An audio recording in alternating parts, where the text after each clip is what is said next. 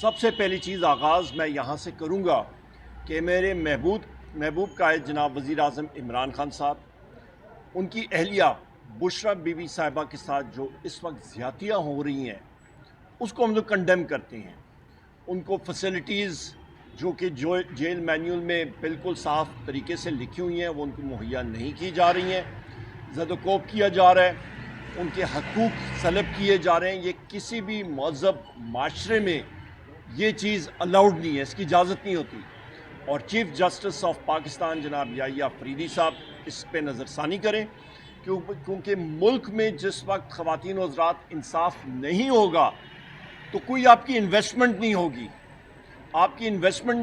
آپ کی بے روزگاری بڑھے گی، آپ کی بے روزگاری بڑھے گی تو ملک میں افراتفری بڑھے گی، آپ کے ملک میں افراد زر اور مہنگائی بڑھے گی، اور جو ساری چیزیں ہم لوگ دیکھ رہے ہیں اس وقت اس پہ بھی مختصراً میں روشنی ڈالوں گا۔ پر میں یہاں پہ ایک عندیہ دینا چاہ رہا ہوں جو کہ پہلے آپ نے سری لنکا میں دیکھا، آپ نے بنگلہ دیش میں دیکھا، اس وقت آپ نیپال میں دیکھ رہے ہیں۔ بیرسٹر گوہر صاحب اور میں خود بھی انفارمیشن ٹیکنالوجی کے اسٹینڈنگ کمیٹی کے ممبران تھے۔ ہم نے بار انٹرنیٹ کی مانیٹرنگ کے اوپر، ان چیزوں کے اوپر وہاں پہ کمیٹی میں آواز اٹھائی، اس کے اوپر ہم نے بات کی، اس کو اپوز کیا۔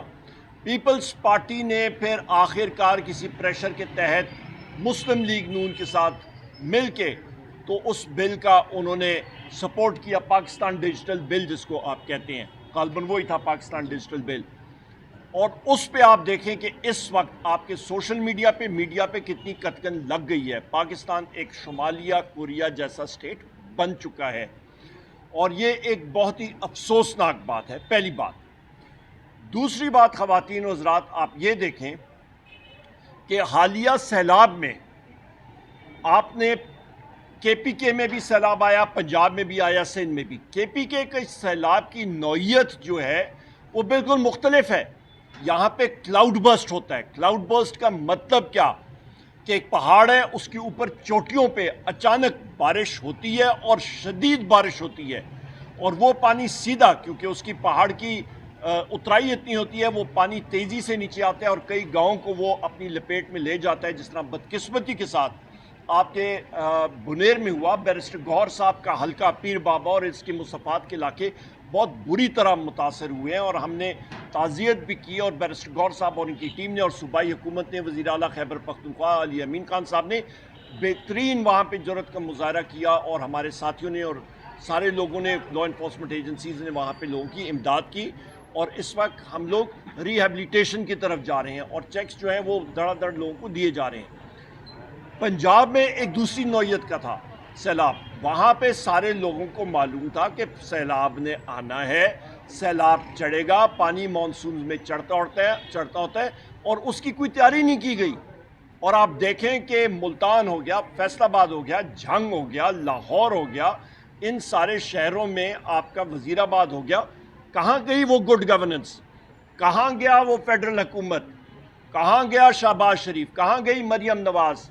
یہ تو کوئی بات نہیں ہوئی کہ آپ تیاری نہ کریں، اور وہاں پہ بدقسمتی کے ساتھ جب تک آپ کے جو ساتھی ہمارے، چاہے بیرسٹر گوہر صاحب ہوں، ہمارے باقی ساتھی ہوں، وہ امداد کے لیے اب جب جاتے ہیں، ہمارے M N As, M P As Pakistan Tehreek Insaf کے، ان کو شیخ وقاص صاحب کی ٹیمیں وہاں پہ جا کے جب وہ امداد دینے کی کوشش کرتے ہیں تو پنجاب پولیس ان کے خلاف ایف آئی آریں کرتی ہے، ان کے وہ کیمپ کھیڑتی ہے، اور وہ کہتے ہیں کہ جی جب تک مریم نواز یا شہباز شریف کا فوٹو نہیں ہوگا یہ آپ لوگوں کی امداد نہیں کر سکتے۔ تو اس کو کہتے ہیں مافیا۔ مافیا عموماً یہی کرتا ہوتا ہے کہ کسی اور شخص کو اپنی ٹیریٹری میں آپریٹ نہیں کرنے دیتا۔ تو یہ تو ہو گئی ایک بات۔ آگے جاتے ہوئے کہوں گا کہ وہ آپ کو آج کے کیس کے حوالے سے ڈیٹیل میں بتا دیں۔ سب سے اہم بات یہ ہے کہ اس وقت ملک میں بے روزگاری اپنی انتہا پہ ہے۔ اس وقت آپ کا جو سیلاب کی وجہ سے اور اس کے پہلے جو حکومت پنجاب نے غلط گندم کی پالیسی رکھی، پہلے محسن نقوی جو اس وقت انٹیریئر منسٹر ہے، اس سے پہلے وہ نگران وزیر اعلیٰ تھا، 450 ارب روپے کی گندم امپورٹ کی گئی، پنجاب کے کاشتکاروں کی تباہی ہو گئی۔ اس کے بعد مریم نواز کی حکومت آئی اور انہوں نے کاشتکاروں سے گندم خریدی نہیں اور اس کو پرائیویٹ سیکٹر کے ہاتھوں میں دے دیا، اور وہاں سے جو گندم کی کرائسس ہوئی ہے تو روٹی کی قیمت اس وقت خواتین وزرات 50% زیادہ ہو گئی ہے۔ ایک نان پنجاب میں جا کے دیکھ لیں تو 25 روپے سے زیادہ ایک نان ملتا ہے، وہاں پہ قوت خرید ختم ہو چکی ہے۔ ہم نے استدعا کی ہے کہ الیکشن کمیشن جو ایک سٹے پہ چل رہا ہے، جو ہمارے خلاف ایک باعث رکھتا ہے، جو ہمارے خلاف ہر آرڈر رات کے اندھیری میں کرتا ہے، اس نے ہمیں سنے بغیر، آئین کے تقاضے پورے کیے بغیر، قانون کے مطابق ہمیں نوٹس دیے بغیر، ہمارے ڈسکوالیفیکیشنیں کر کے ہمیں ڈیو نوٹیفائی کروایا۔ جن کنوکشنوں سے اور جس ڈسکوالیفیکیشنوں سے ایمان کو مضبوط کیا جا رہا ہے، دنیا میں کہیں مثال نہیں ملتی کہ وہاں پارلیمنٹیرین کی کوالیفیکیشن کو آپ ڈسکوالیفائی کر دے اور آپ ان کو غیر آئینی غیر قانونی طریقے سے کنوکٹ کر دے۔ وہاں ابھی تک ہمارے ساتھیوں کے کنوکشن کا سیزن ختم نہیں ہوا۔ اگر اس قسم کی سیاسی تناؤ جاری رہا تو ریاست خطرے میں پڑ جاتی ہے۔ ریاست وہ ریاست نہیں رہتی جس میں آزاد عدلیہ ہو، جس میں مضبوط پارلیمان ہو، جس میں عوام کے حقوق کا تحفظ ہو۔ پاکستان تحریک انصاف، عمران احمد خان نیازی وہ عدالت عدلیہ کے لیے ہیں جیل میں، وہ اس ملک کی بالادستی، سربلندی اور خود مختاری کے لیے جیل میں ہیں۔ ان کا یہی کہنا ہے کہ ہم کوشش کریں گے کہ انسانی حقوق کا تحفظ ہو۔ وہ کہہ رہے ہیں ہم کوشش کریں گے کہ عدلیہ آزاد ہو، ہم کوشش کر رہے ہیں کہ ایوان اس وقت مضبوط ہو۔ ہم نے بڑی کوشش کی، 180 کے ساتھ جیتے تھے، 91 کے ساتھ رہے، 76 پہ آئے، اس کے باوجود ہم بیٹھے رہے، لیکن ہمارے آواز کو دبایا گیا، دروازے بند کر دیے گئے۔ ابھی تک ہمارے ساتھیوں کو دوبارہ ڈسکوالیفائی کیا جا رہا ہے۔ اسی طریقے سے اگر یہ تناؤ رہا تو ملک کا بہت بڑا نقصان ہوگا، جمہوریت کا نقصان ہوگا، اس ملک کی معیشت کا نقصان ہوگا۔ جس طرح عمر ایوب خان صاحب نے کہا، اگر سیاسی استحکام نہیں ہوگا تو معاشی استحکام نہیں آئے گا، معاشی استحکام نہیں آئے گا تو عوام اسی طرح بے یار و مددگار پڑے ہوں گے۔ میں پنجاب گیا، پنجاب میں میں نے لوگوں کے حالت دیکھے۔ اس وقت 42 لاکھ افراد سیلاب سے متاثر ہے، اس وقت 4500 دیہات زیر آب ہے، اس وقت 18 لاکھ ایکڑ اراضی پہ تیار فصلیں تباہ ہو چکی ہے۔ اسی طرح KPK میں بھی ہوا ہے، لیکن عوام کے پاس وہ امداد نہیں پہنچ سکا جو امداد پہنچنا چاہیے، وہ سہولتیں نہیں مل سکی۔